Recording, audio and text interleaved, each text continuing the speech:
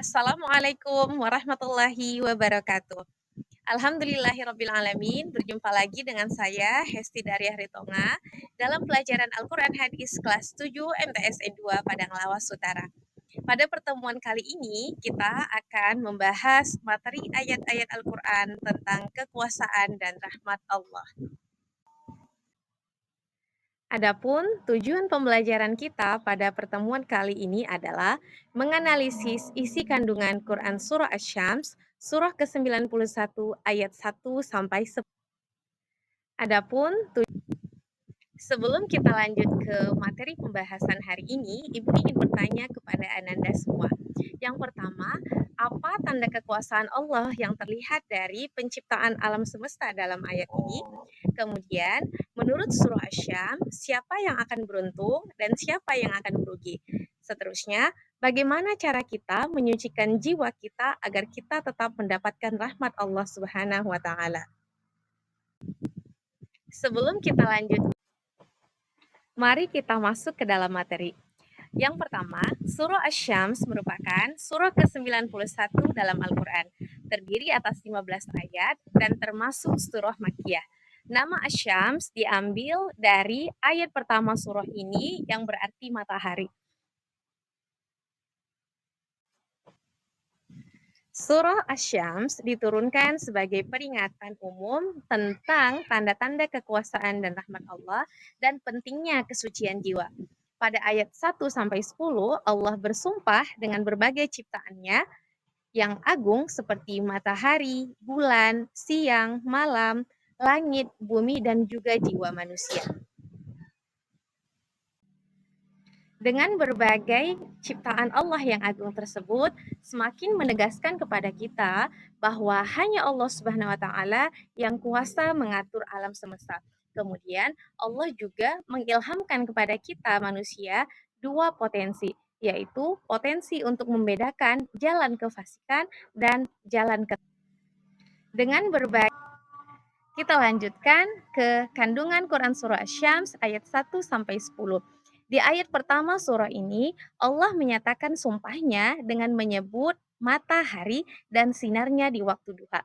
Sinar matahari yang dihasilkan begitu hangat dan menenteramkan merupakan tanda-tanda kekuasaan dan rahmat Allah Subhanahu wa taala.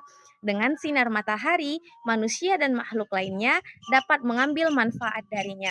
Kemudian, waktu duha juga merupakan waktu yang sehat. Sinar matahari pada pagi hari dapat dan menghasilkan khasiat yang baik bagi manusia.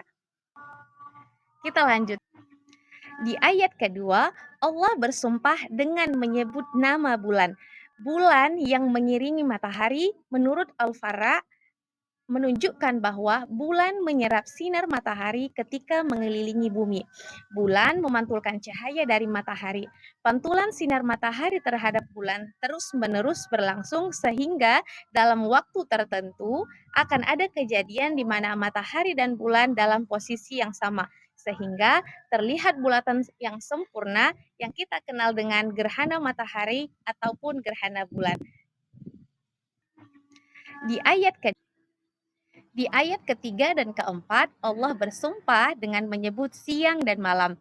Di siang hari, Allah tampakkan matahari, sedangkan ketika malam, Allah tutup matahari. Dengan ini, Allah memberikan isyarat kepada kita tentang perputaran bulan dan bumi terhadap matahari sebagai penanda waktu. Allah Subhanahu wa Ta'ala anugerahkan kita siang hari untuk melakukan aktivitas kita. Sedang waktu malam dengan kegelapannya menyembunyikan aib dan dosa yang telah kita lakukan. Manusia dianjurkan untuk segera bertaubat dan memohon ampunan kepada Allah Subhanahu wa taala serta waktu untuk beristirahat. Di ayat kelima dan keenam, Allah bersumpah dengan menyebut langit dan bumi. Hamparan bumi yang membentang luas serta langit yang seolah tanpa batas semakin menandakan kekuasaan Allah Subhanahu wa taala yang tiada batasnya. Di ayat ke-7, Allah Subhanahu wa taala bersumpah atas nama jiwa yang diciptakannya dan penyempurnaannya. Kemudian di ayat ke-8, Allah Subhanahu wa taala ilhamkan kepada manusia jalan keburukan untuk dihindari dan mengenalkan jalan kebaikan. Manusia akan tetap pada fitrahnya dalam kebaikan jika ia dapat mengendalikan potensi buruknya. Tetapi jika ia terkalahkan oleh hawa nafsunya, maka potensi buruk dalam dirinya akan muncul. Kemudian di ayat ke-9 Allah Subhanahu wa taala menegaskan bahwa keselamatan akan diperoleh oleh orang-orang yang mau menyucikan jiwanya dengan mendekatkan diri kepada Allah Subhanahu wa taala dengan bertaubat dari dosa, membersihkan hati dari sifat sombong, iri, ria dan benci serta menghias diri dengan akhlak yang mulia. Dalam ayat ke-10, Allah Subhanahu wa taala memberikan peringatan kepada manusia bahwa kerugian akan diperoleh oleh orang-orang yang menuruti hawa nafsunya dengan mengotori jiwanya dengan sifat sombong, iri hati, ria dan benci serta perbuatan maksiat lainnya. Kita telah sampai di akhir pembelajaran.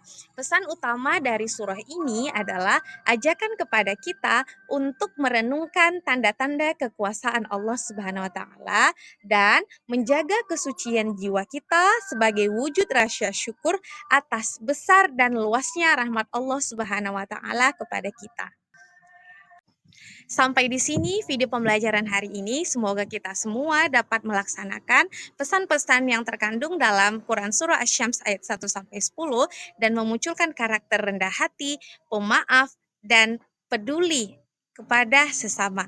Wassalamualaikum warahmatullahi wabarakatuh. Sampai di sini video pembelajaran